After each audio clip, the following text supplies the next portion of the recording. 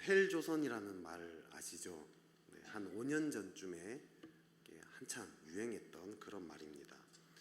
헬이란 말은 지옥이란 뜻이죠. 그래서 지옥과 같은 한국 땅, 이제 이런 뜻입니다. 비슷한 말로 지옥 불반도라는 이런 말도 있습니다. 이 당시에 2015년이었는데요. 이 당시 헬조선이란 말이 이 신조로서 2위를 차지를 했습니다. 1위는 무엇이었는지 아세요? 금수저입니다. 둘 다 이제 한국의 이 암울하고 씁쓸한 현실을 나타내는 이제 그런 신조어입니다. 그럼 지금 이제 5년이 지난 지금 이제 헬조선은 좀 나아진 것 같습니까? 사실 좀 더 어려워진 것 같지 않나요? 뭘 보면 알 수 있냐면요, 출산율을 보면 알 수 있습니다. 출산율 저하는 미래가 깜깜하다는 뜻이죠. 2019년 통계를 보면 우리나라 여성 한 명당 평생 출생아 숫자가 0.92라고 합니다. 전 세계에서 유일하게 0점대입니다. 우리나라 다음으로 낮은 나라가 이제 그리스, 이탈리아, 스페인 이제 이런 나라들인데, 이 나라들도 1.3 정도는 된다고 하죠. 그러니까 우리나라가 0.92라는 것은 어마어마한 격차가 있고요. 그만큼 어렵다라는 뜻입니다. 좀 이런 시대에 우리 교구 사역자 저랑 이제 김성희 목사님, 최현식 목사님 자녀가 합치면 10명입니다. 좀 대단한 용기죠. 네, 많이 격려해 주시기 바랍니다. 어떤 사람이 한 신문 기사에 이런 댓글을 달았더라고요. 나라를 이 꼴로 만들어 놓고 아이 많이 낳으라고 캠페인이나 벌이고, 아이를 낳을 만해야 낳지, 낳아도 먹여 살릴 자신이 없다. 아니, 아이를 먹여 살린다 해도 내 아이가 결국 상위 1%의 노예가 된다고 생각하면 낳을 수 없다. 나보다 더 비참한 인생을 내 아이에게 물려줄 수 없다. 그러면서 맨 마지막에 상위 10% 너네들이 10명씩 낳는 건 어떠냐, 이렇게 마무리를 했습니다. 참 이렇게 이 말이 비꼬는 것 같지만 또 우리의 현실을 또 나타내는 것 같아서 더 마음이 참 안타깝죠. 안 그래도 참 어려운 이 시절에 또 코로나까지 닥쳐가지고 지금 참 많이 어렵습니다. 앞으로 더 어려워질 것들을 참 많이 예상하고 있습니다. 이런 이제 상황을 참 볼 때 참 우리의 마음이 참 많이 어렵죠. 소망이 많이 사라집니다. 근데 이 상황을 보면 소망이 사라지지만 우리는 누굴 봐야 하죠? 상황 안에 갇히지 않고 우리는 하나님을 봐야 합니다. 하나님은 여전히 이 상황을 넘어서는 소망을 갖고 계신 분이죠. 오늘 또 하나님이요, 그런 소망을 가지고 있는 한 나라를 또 보게 됩니다. 어려운 상황에 처해 있었지만 하나님이 또 회복시켜주는 장면을 보게 되죠. 오늘 본문의 이스라엘은 이 모압 왕 에글론의 지배하에 있었다라는 말로 시작이 됩니다. 근데 이 에글론을 보면요, 에글론은 비둔한 자, 매우 비둔한 자라고 성경에 이야기합니다. 살이 아주 쪘던 그런 사람인 것 같습니다. 근데 이 뚱뚱한 이런 사람으로 묘사돼서 에글론 하면은 왠지 좀 어리버리하고 좀 둔하고 미련하고 이런 사람 같은 이 느낌이 있습니다. 근데 사실은 엄청난 사람이죠. 에글론이 암몬과 이 아말렉 자손을 모아서 이스라엘을 쳤다라고 표현을 하고 있어요. 근데 여기서 이게 암몬과 아말렉 자손을 모았다라는 이것의 원어를 살펴보면요, 그냥 동맹을 맺었다 이런 뜻이 아니에요. 동맹을 맺은 게 아니라 힘에 눌려서 울며 겨자 먹기로 모일 수밖에 없었다 이런 뜻입니다. 그러니까 결국 이 에글론은 지금 이 모압의 왕일 뿐만 아니라 암몬이랑 아말렉까지 휘어잡고 있었던 아주 이렇게 세력이 대단했던 사람인 걸 알 수 있습니다. 또 오늘 본문에서 종려나무 성읍을 점령했다라고 얘기합니다. 이 종려나무 성읍은 여리고성이죠. 하나님의 역사의 상징과 같은 그 여리고성을 지금 에글론이 점령했다라고 이야기합니다. 이 엄청난 사람입니다. 이스라엘이 그렇게 에글론의 지배하에 있는지 18해가 지났다라고 얘기합니다. 성경에서는 그냥 이 18년이라고 이야기하지만 이 행간의 의미를 우리는 잘 파악해야 됩니다. 여러분, 18년이면 엄청난 세월 아닙니까? 아까 얘기한 그 헬조선이란 단어가 유행한 지 지금 5년 정도 지났어요. 단지 5년 정도 지났는데도 우리는 너무 힘들다라고 진짜 심각하게 느낀 지는 그렇게까지 오래된 것 같지는 않습니다. 그럼에도 불구하고 많은 사람들이 아주 이렇게 소망이 없다고 생각하고 무기력하게 살아가고 있습니다. 근데 지금 이스라엘은 다른 나라의 식민지가 됐지 않습니까? 더 비참한 상황입니다. 그런 지 지금 18해가 지났습니다. 얼마나 이게 소망이 없고 비참한 상황이겠습니까? 우리가 생각하는 그런 암울함과 차원이 다른 그런 힘든 시기를 이스라엘은 보내고 있었습니다. 아마 이걸 벗어나려고 노력 많이 했겠죠. 반군을 형성해가지고 에글론에게 쳐들어가기도 하고 다른 이 족속들이랑 막 외교 관계를 잘 맺어가지고 한번 이겨보려고 하지 않았겠습니까? 그죠? 근데 아무리 노력을 해도 이게 벗어날 낌새가 안 보였다는 거죠. 점점 더 압제는 더 심해지고 오히려 점점 더 먹고 살기가 힘들어지는 너무나 괴롭고 고통스러운 시절을 18해나 보냈다라고 여러분 한번 생각해 보십시오. 헬 이스라엘, 그죠? 지옥불 이스라엘, 이런 얘기들이 나오지 않았을까요? 출산율도 막 떨어졌을 거예요, 이스라엘에. 낙심되고 무기력한 상황입니다. 이 학습된 무기력이라는 이론이 있습니다. 미국의 심리학자 마틴 셀리그만이라는 사람이 이야기한 이론인데요. 개를 우리에 가두고 개가 피할 수 없는 전기 충격을 막 가합니다. 그 자극을 막 반복을 해요. 진짜 잔인하지 않습니까? 오늘날 같으면 이런 실험이 불가능하지 않을까 싶은데, 그러면 이게 전기 충격을 가하면 개들이 처음 한 30초 동안은 그 충격에서 도피하려고 막 발버둥을 친답니다. 막 미친 듯이 날뛰는 거죠. 근데 자극의 횟수가 계속 진행되면 점점점 이 도피하려는 반응을 포기하기 시작합니다. 그걸 얼마 지나지 않아서 그냥 가만히 있는다요. 그래서 아파도 그냥 가만히 그냥 그걸 수용을 해버린다고 합니다. 그리고 이제 그 다음에는 그 개를 다시 또 다른 실험실로 데려가서 그와 똑같이 생긴 것에다 집어넣지만 그 옆에 또 칸을 하나 만들어놔요. 여기는 전기 자극이 없는 곳입니다. 근데 전기 자극이 있는 그곳에 그 개를 놓고 전기 자극을 주면 이 개가 일로 도망갈까요? 안 도망갈까요? 도망가지 않는답니다. 그냥 포기하고 그냥 그대로 있는다는 거죠. 근데 그 자극을 이전에 경험해 본 적이 없는 개를 놓으면 당연히 옆으로 건너간다는 거죠. 결국 이것을 실험한 이 잔인한 셀리그만이라는 이 사람이 이렇게 얘기합니다. 개들로 하여금 왕복 상자에서 도망칠 수 없도록 했던 것은 전기 충격 그 자체가 아니라 충격을 스스로 통제할 수 없었던 경험, 즉 통제에 대한 무력감이었다, 이렇게 표현을 합니다. 어려운 상황이 계속해서 반복되고 지속되면 사람은 무기력해집니다. 그래서 더 이상 거기서 벗어나려고 애를 쓰지 않는다는 거죠. 그냥 거기에 적응해 버립니다. 한번 뛰어넘기만 하면 해결될 수 있는 그 간단한 일도 행하지 않는다는 거죠. 그냥 적응해 버립니다. 그래서 결국 그 어려운 상황에서 벗어날 수 없게 되는 거죠. 그리고 그 충격은 점점 더 심해지니까 마음의 상처는 더 심해지고 점점 더 무기력해지는 이 악순환이 반복이 된다는 것. 이것이 학습된 무기력 이론입니다. 오늘날 많은 사람들이 이렇게 무기력하게 살아갑니다. 노력해도 잘 안 되죠. 특히 젊은 세대 사람들 얼마나 요즘 힘들어합니까? 삶의 목표가 없습니다. 요즘 젊은이들은요, 미디어, 게임, 맛집, 여행, 이거 외에 낙이 없어요.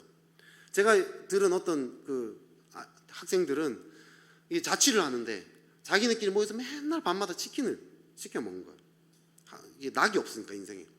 어느 날 그 선교단체 학생들이었는데 간사님이 집에 갔더니 그 쿠폰 있잖아요. 치킨 쿠폰으로 글씨를 이렇게 딱 해가지고 해놨다는 거예요. 그걸 보는 순간 처음에는 웃었는데 한참 후에 마음이 정말 씁쓸하더래요. 얼마나 인생에 낙이 없으면 지금 그 치킨 쿠폰으로 글씨를 새기고 그렇게 살고 있을까? 그거 외엔 낙이 없다는 거죠. 금수저로 태어나지 않는 이상 소망이 없다는 생각을 가집니다. 취업을 하려는데 안 되죠. 결혼도 쉽지 않습니다. 이런 일이 한두 번 정도야 괜찮은데 취업에 계속 떨어지고 이제는 더 이상 그렇게 애쓰고 싶지 않은 거죠. 전기 충격을 받아도 이제 더 이상 별로 움직이고 싶지 않습니다. 그냥 개처럼 무기력하게 그 자리에 주저앉아 버립니다. 아무것도 시도하지 않고 누군가가 나를 좀 건져주면 좋겠다. 언젠가는 벗어나겠지. 그리고 계속 게임과 무기력하게 그렇게 살아가는 거죠. 시도하지 않으면 하나님도 도와주실 수 없잖아요. 그죠? 복권을 사야지 하나님도 당첨시켜 줄 거 아니에요.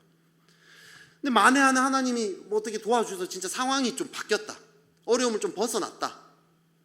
그래도 이 무기력한 태도를 계속 가지고 있으면 계속 또 그런 일이 벌어지지 않겠습니까? 어떻게 해야 여기서 우리는 벗어날 수 있을까요? 오늘 본문은 어떻게 이야기합니까? 이스라엘 자손이 여호와께 부르짖음에 이것으로 시작합니다.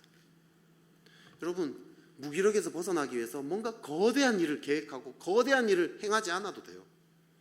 부르짖는 것에서부터 시작합니다. 무기력한 사람은 기도하지 않습니다. 소망이 없기 때문입니다. 기도를 해도요, 어떤 변화가 일어날 것들을 진짜로 기대하면서 기도하지는 않는다는 거죠. 그냥 기도해야 하니까 의무적으로 억지로 기도할 뿐입니다. 반대로요, 정말 부르짖는 사람, 이 사람은요 무기력에서 벗어납니다. 상황이 아무리 어려워도 부르짖다 보면 여기서 벗어날 수 있겠구나, 이런 믿음이 생긴다는 거죠. 기도한다고 순식간에 무기력에 벗어나는 거, 그건 아니에요. 물론 그렇지는 않습니다. 하지만 처음에는 기도해도 무기력하다고 느껴집니다. 이 내 상황이 지금 이런데 뭐 기도한다고 무슨 일이 생길까? 근데 계속해서 하나님 도와주십시오. 좀 너무 힘들어요.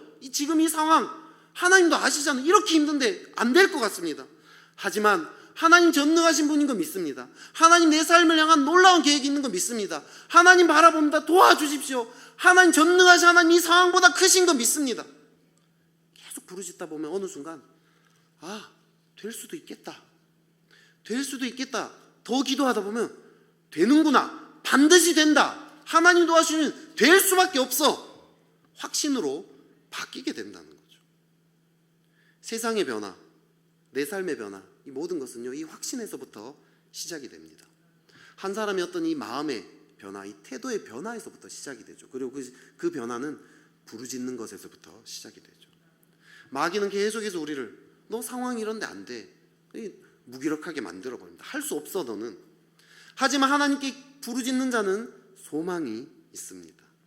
그래 세상을 변화시킬 힘과 능력을 갖게 되는 거죠.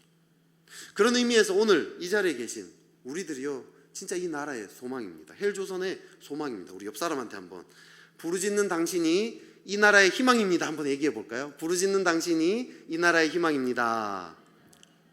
부르짖는 당신이 이 나라의 희망입니다. 근데 이 마음의 확신, 이것이 시작이죠. 출발점입니다. 근데 이것만으로는 좀 부족해요. 이 확신은요 사실 하나님께 나아간 자는 누구나 주지 않습니까? 여러분 이 많은 그리스도인들이요 이 부흥회, 사경회 이런 거 끝나면 세상을 다 뒤바꿀 수 있을 것 같은 어떤 그런 흥분을 가지고 집으로 돌아갑니다. 예배 드리다가 은혜 받으면 이제 다 할 수 있을 것 같은 생각이 듭니다. 근데 금방 시들어 버릴 때가 많죠. 왜 그렇습니까? 이 구체적인 삶의 변화 없이 그냥 마음의 확신, 막연한 마음의 확신으로 끝나기 때문인 거죠. 어떤 변화가 필요합니까? 오늘 하나님께서 에훗이라는 이 사람을 통해서 이스라엘을 회복시켰습니다. 수많은 이스라엘 백성들이 부르짖었어요. 그 중에 아마 많은 이 이스라엘 백성들이 이 하나님께서 일하실 것에 대한 어떤 확신을 얻었을지 모르겠습니다. 그런데 구체적인 변화를 시도한 사람이 에훗 이 한 사람이었다는 거죠.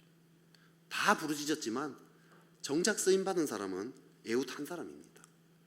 에훗을 쓰신 이유가 무엇입니까? 에훗은 이 확신으로 끝나지 않고 이 확신을 가지고 구체적인 목표도 세웠고요, 그것을 이룰 계획도 세우고, 그리고 그 계획을 실천했기 때문입니다. 하나님은요 목표를 세우고 계획을 세우고 실천하는 사람을 통해서 일하십니다. 오늘 이 설교 내용이 이거예요. 우리 한번 따라해 볼까요? 목표를 세우고 계획을 세우고 실천하자. 네, 어디 자기개발 어디 온 것 같은데요. 여러분 이 자기개발서 많이 읽어보셨습니까? 제가 자기개발서 정말 많이 읽었었는데요. 처음에 접할 때, 대학 시절에 처음 접할 때 되게 놀란 일이 있었습니다. 뭐냐면 이 책대로만 하면 나도 되겠구나, 성공하겠구나, 이런 마음이 불타오르는 거예요. 진짜 내 인생 펴겠다, 되겠구나. 근데 실천을 안 했죠. 그래서 안 됐습니다. 근데 그 책을 읽으면서 또 한 가지 더 든 생각은 뭐냐면 이 책 읽은 사람이 이 베스트셀러인데 나 말고도 많은 사람이 읽었을 텐데 왜 성공했다는 소식은 잘 안 들리지? 그 사람들도 실천을 안 했던 거더라고요. 보니까 실천하는 사람이 극소수입니다. 목표 세우고 계획을 세우고 실천하면 되는데 안 하는 거죠. 왜냐? 그렇게 살기 어렵다는 뜻입니다. 근데 에웃은 했습니다. 어떻게 이렇게 할 수 있었을까요? 이것을 알기 위해서 우선 에웃이 어떤 사람인지 좀 살펴봐야 됩니다. 에웃은 오늘 보면 베냐민 사람이라는 이야기 있습니다. 베냐민 지파는 그 당시 12지파 중에 제일 약한, 세력이 약한 지파입니다. 또 왼손잡이라고 얘기하죠. 왼손잡이. 여러분이 노래도 있죠. 난 왼손잡이야 뭐 이런 노래 있습니다. 네, 그래도 이때는 살짝 반응이 올 줄 알았는데 이 왼손잡이라는 말은 우리가 흔히 생각하는 그런 왼손잡이가 아니죠. 이 왼손으로 젓가락질을 더 잘하고 왼손으로 글씨를 뭐 다 잘 쓰고 이런 게 아니라요. 왼손잡이 원어를 살펴보면 오른손이 제한된 사람, 즉 오른손에 장애가 있는 사람, 오른손이 불구인 사람 이런 뜻이에요. 아니 이쪽이죠. 오른손이 불구이기 때문에 이 사람은 암살할 만한 위협이 좀 떨어지죠. 그죠? 좀 만만하게 보이는 사람입니다. 그래서 아마 에글론에게 공물을 바칠 수 있는 그런 사람이지 않았을까 추측해 볼 수 있습니다. 그리고 또 이 에웃은 이 에글론에게 공물을 바쳤다 했지 않습니까? 쉽게 얘기하면 매국노 행동을 하고 있는 사람.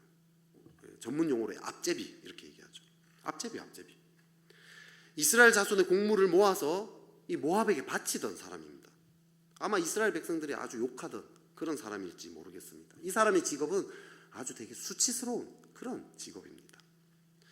하지만 거꾸로 생각하면 먹고 사는 건 보장이 된 거예요. 그죠?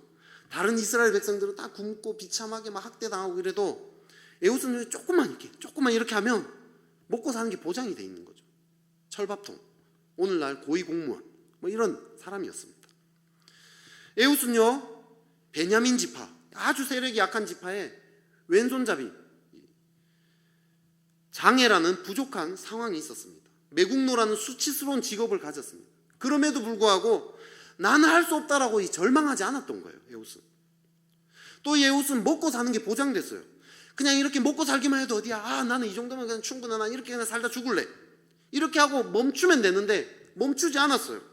그 상황에 갇히지 않고 내 인생을 향한 하나님의 계획이 있을 텐데 그게 뭘까? 나 그거 이루고 싶어.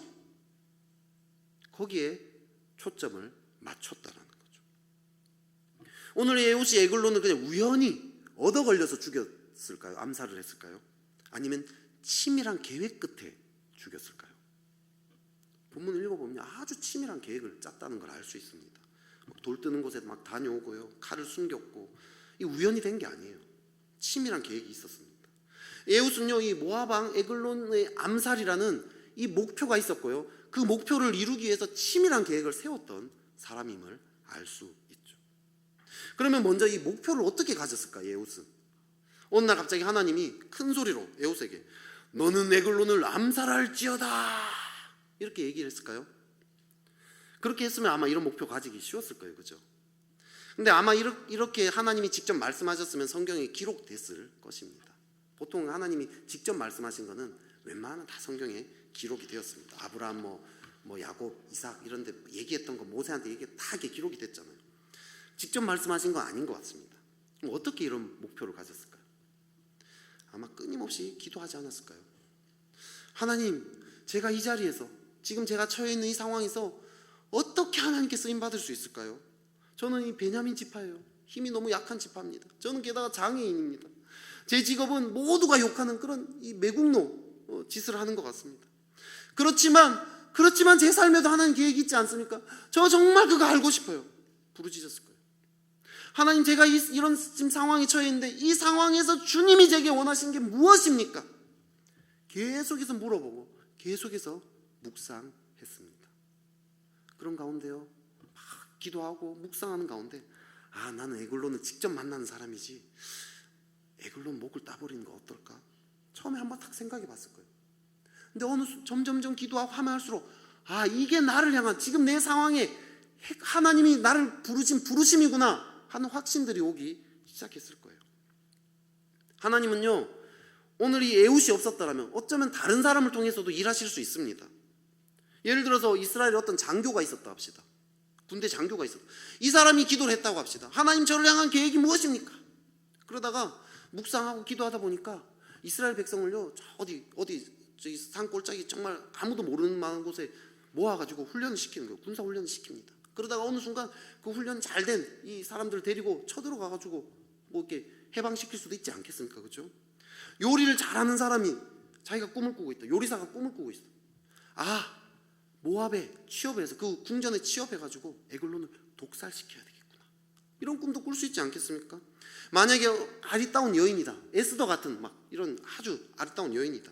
에글론한테 접근해서 에글론을 꼬실 수도 있을 거 아니에요. 그죠? 막 에글론 오빠 뭐 이러면서 막 가가지고 막 이스라엘 좀 풀어줄래요? 뭐 이런 식으로 막 죄송합니다. 다음 주에 나오셔야 돼요.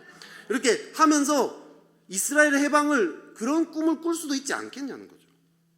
에글론을 암살하는 것 외에도 여러 방법들이 있습니다. 하나님이 이스라엘을 해방시킬 많은 방법이 있는데 이 에훗은 그것을 묵상하면서 이것이 하나님의 길이구나 생각했던 거죠.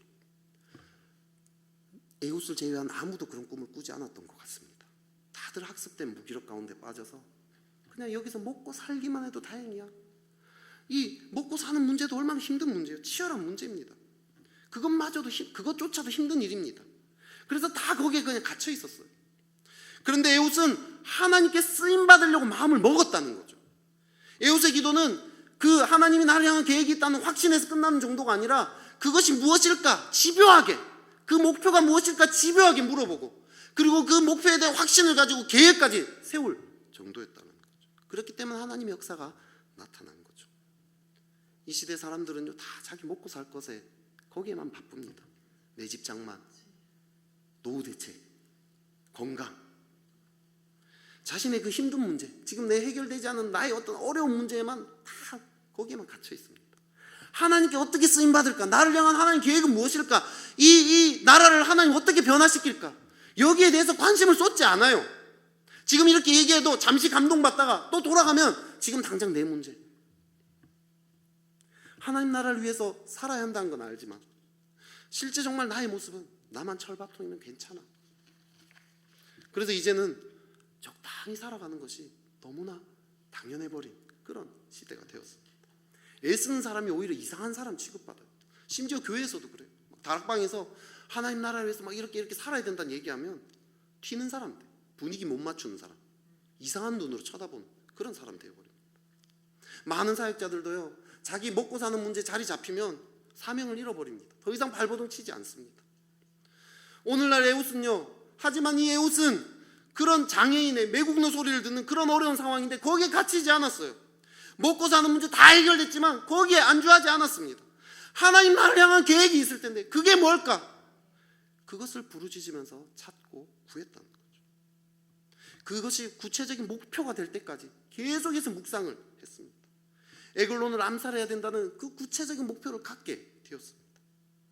여러분, 이 구체적인 목표까지 가야 돼요. 하나님께 쓰임받는 자는요, 막연히 그냥 하나님 나를 향한 계획이 있어, 하나님 나를 쓰셔, 이렇게 이야기하지 않습니다. 하나님이 나를 어떻게 쓰실지 구체적으로 묵상하며 거기에 대한 이 구체적인 목표를 세운다는 거죠. 근데 이 구체적인 목표를요, 너무 많이 또 가지면 안 돼요. 초점이 하나로 맞춰야 됩니다.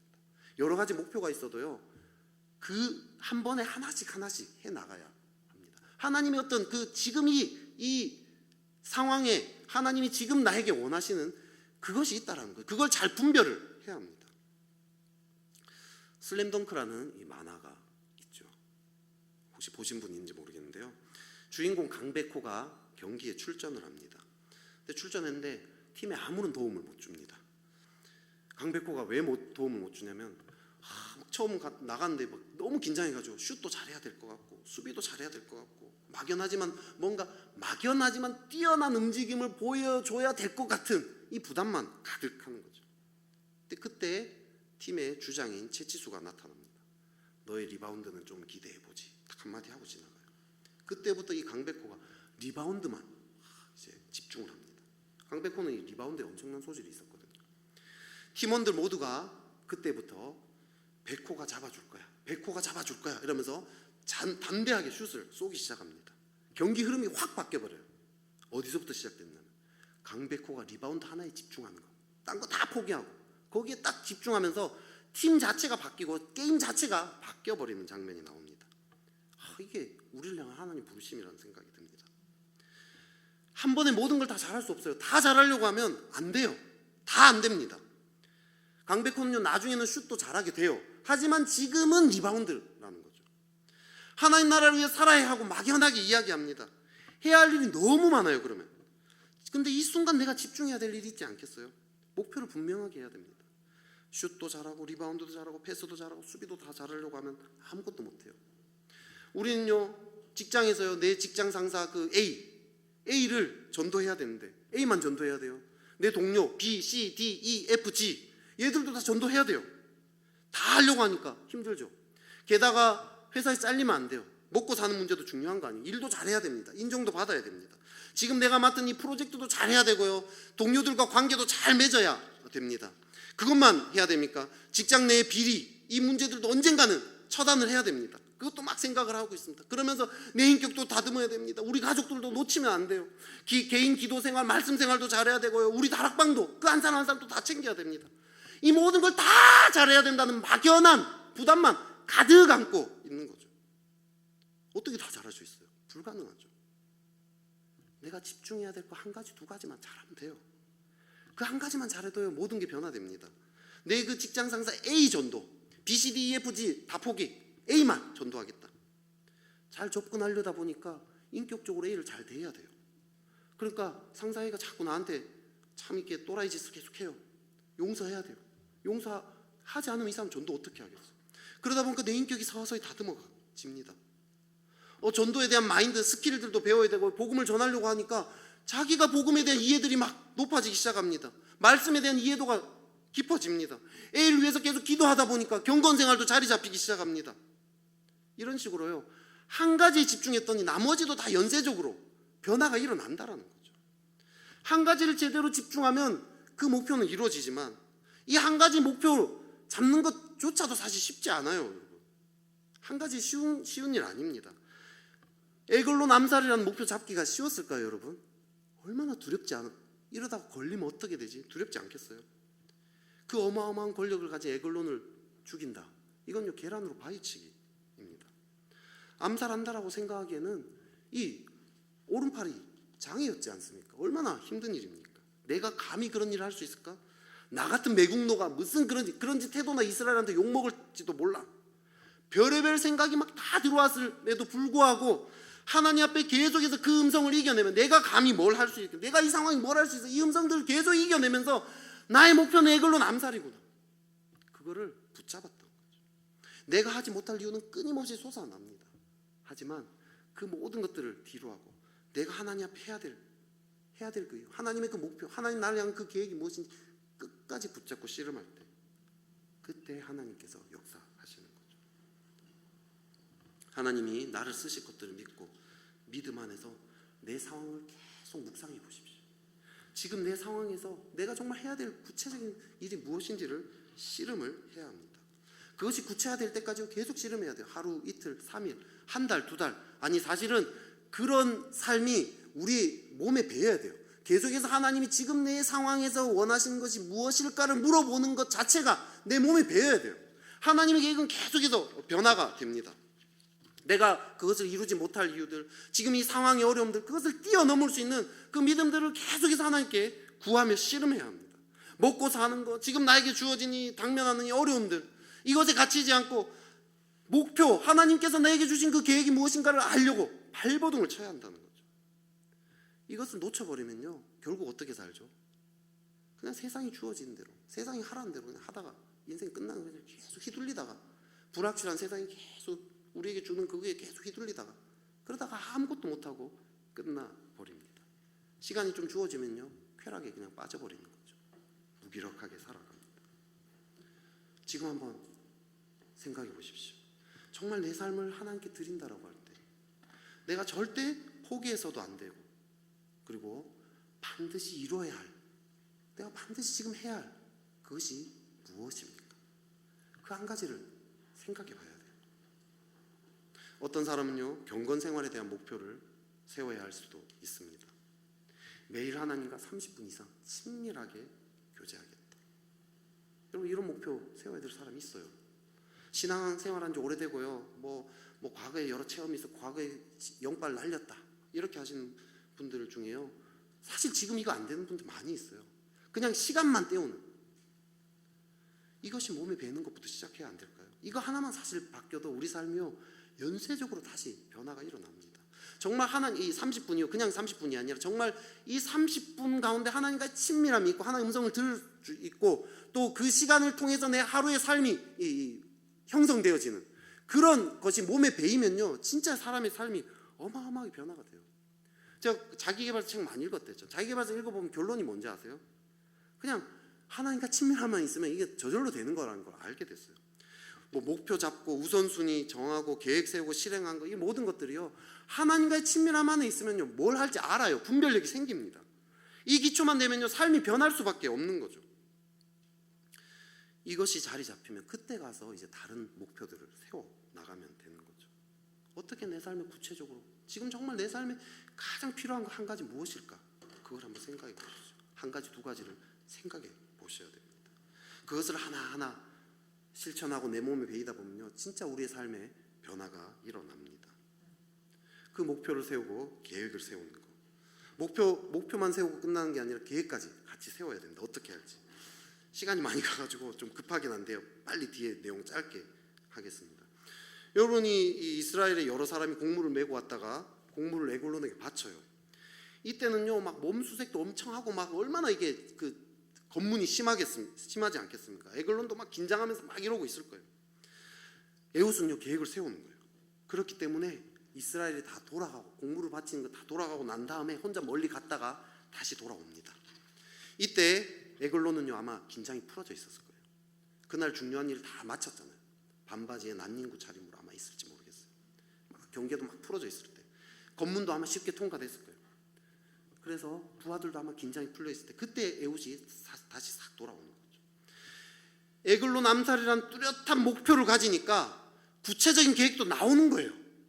구체적인 계획 나올 수밖에 없죠. 뭘 해야 될지 이게 딱 감이 잡히는 거죠. 그냥 이스라엘의 해방 막연한 목표. 그럼 뭘 해야 될지 어떻게 알아요? 너무 할 게 많습니다. 근데 에글론 암살이라는 이 아주 이렇게 좁혀진 목표가 잡히니까 자기가 뭘 해야 될지 구체적으로 탁탁탁탁탁. 언제 암살하지? 곡물 바칠 때 하자. 그런데 경계 심하면 어떡하지? 그럼 어떻게 하면 경계 풀어지지? 곡물 바친 일이 다 끝나면 경계 풀어지지. 그때 돌아와야 되겠구나. 그때 뭔가 중요한 일이 있는 것처럼 한번 접근해보자.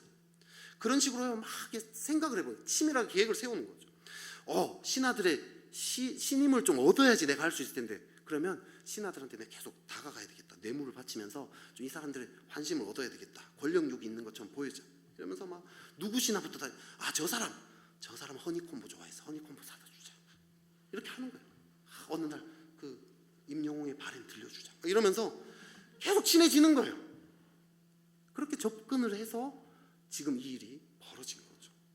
에글론을 암살하겠다는 그 구체적인 목표를 거기에서부터 이 모든 것들이 이루어졌습니다.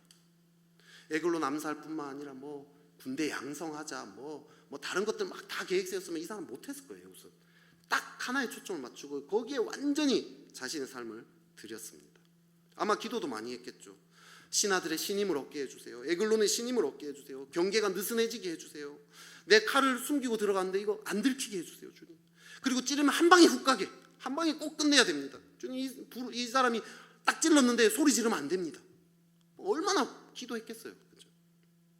내 직장의 하나님의 나라를 온 세상의 하나님의 나라를 이런 막연한 계획이 아니라 이 교회는 다닌다 했는데 믿음이 전혀 없는 이 내 직장 동료 A 요 사람 전도해야지. 요거부터 시작해야 된다는 거죠.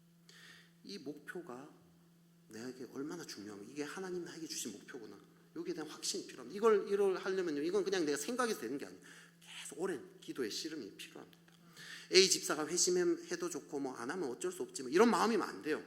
여기에 대한 확신이 있어야 됩니다. 여러분. 그래야지 그 확신이 있어야지 우리는 그 계획 거기에 우리의 삶을 드리고 투자할 수 있는 힘이 생긴다는 거죠. A 집사한테 술자리에서 내가 한번 접근해 볼까? 우리 집에 식사 초대를 한번 해볼까? 일주일에 1시간만 성경 공부해보자고 한번 얘기 한번 해볼까? 별의별 계획이 나올 수 있는 거죠. 내 삶에 무엇을 해야 될지 그 목표가 명확하면 계획도 명확해요. 해도 그만 안 해도 그만이라는 마음이 있다면 변화되지 않습니다. 하지만 이것에 대해서 이것이 하나님의 부르심이구나, 이런 목표들이 있을 때 우리는요 거기에 삶을 드릴 수 있게 되는 거죠. 그러면 이제 실천이 가능합니다. 마지막은 실천입니다. 실천은요 훈련이라고 저는 표현하고 싶어요. 훈련하면 안 되는 일 없습니다.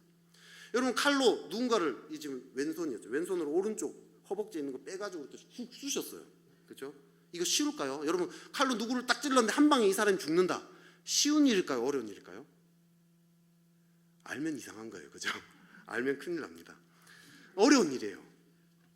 이거요 어려운 일이랍니다. 한 방에 못 죽여서 에글론이 소리 지르면 난리 납니다. 상처를 안 입어서 에글론이 그 비대한 몸을 쳐버리면 그러면 끝장나는 거예요. 다 실패입니다. 에웃은요 칼로 찌르는 것도 수없이 훈련했을 거예요.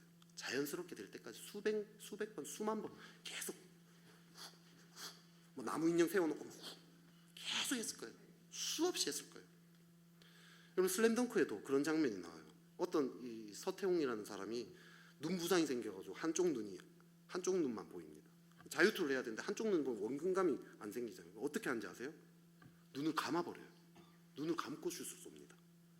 그래가지고 주인공이 질투하면서 막 어떻게 그렇게 할 수 있냐 했더니 100만 번이나 던진 슛이다. 몸이 기억하지 않을 리 없어. 와, 진짜 소름 막 돋았어요. 몸이 반응을 하는 거예요. 그냥 하도 많이 하니까. 로마서에서도 너희 몸을 하나님 기뻐하신 산 제물로 드리라 라고 이야기합니다. 칼로 한 방에 훅, 이거 한 방에 사람을 죽인다는 게 과연 될까? 내 왼손잡이 내가 할 수 있을까? 처음에는 그런 생각 들었을 거예요. 근데 계속 하는 거예요. 10,000번, 100,000번까지 합니다. 안 되는 게 이상하겠다 이런 생각이 들지 않겠어요? 그렇게 연습하면. 한번 이제 꺼내서 나무에 훅 찌르면 나무에 훅 박힌다고 해봅시다. 나무에다 박히는데 에글론 그 몸이야 뭐 충분히 박히겠지. 여러분 칼이 막 깊이 들어갔다고 얘기하지 않습니까? 에글론 만나가지고 어떤 표정 지을지, 어떻게 연기할지 이런 것들 수없이 연습했을 거예요. 에글론 막 하면서 막 이런 연습했을 거예요. 결국 성공한 거죠. 한 방에 갔습니다. 안 될 것 같은 일도요 계속해서 훈련하면 돼요. 여러분 이게 제가 이렇게 청년들 데리고 이 30분 기도 큐티 훈련 막 하면 훈련하면요 계속 안 된대요. 뭐 해봤자 안 되고 뭐 자기는 계속 무너지고 하나님 임재도 없다고 합니다. 그런데요 계속하면요 어느 순간 그 임재 안에 들어간 게 자연스러워지고 쉬워진 때가 오는 거죠. 처음부터 어떻게 잘 되겠어요? 계속해서 하나님 내게 주신 이 목표를 가지고 그것을 어떻게 이룰지 계획을 세우고 계속해서 훈련하면 안 될 일이 없다는 거죠. 하나님 그렇게 할 수 있도록 계속 힘을 주실 거예요. 또 넘어지면 또 일어설 힘도 주시고요. 계속 도와주셔서 그것을 반드시 이루도록 하나님 계속 지원해 주신다는 거예요. 그 믿음을 가지고 씨름을 해라는 거죠. 에웃은요 에글론 암살이라는 그 목표를 세우고요 계획을 세우고 끊임없이 훈련하고 실천했더니 결국 한 나라를 구원했습니다. 지금 이 무기력한 다들 고통받는 시대에요 하나님 나를 향한 계획이 뭘까? 내 먹고 사는 문제에만 갇히는 것이 아니라 지금 내가 편안하니까 이제 나는 이렇게 살면 이 정도면 충분해, 적당히 봉사하고 적당히 예배 드리고 이렇게 사는 것이 아니라 정말 나를 향한 지금 이 나의 이 삶의 현장에서 하나님의 계획이 뭐지? 하나님 나라를 위해서 정말 내가 할 수 있는 일, 꼭 해야 될 그 일이 뭘까? 그것을 고민하고 그것이 뭔지를 계속해서 씨름하고 발버둥치고 그것을 알 때까지 포기하지 않고 묵상하는, 그리고 그것을 계획하고 실천하는 그 사람, 훈련하는 그 사람, 하나님 그 사람을 통해서 하나님의 일들을 나타낼 것입니다. 이 어두운 시대, 불확실한 이 시대 가운데 그 하나님이 주시는 확신을 가지고 그렇게 삶을 드리며 살아가는 그런 저와 여러분 되기를 축복합니다. 우리 같이 찬양하며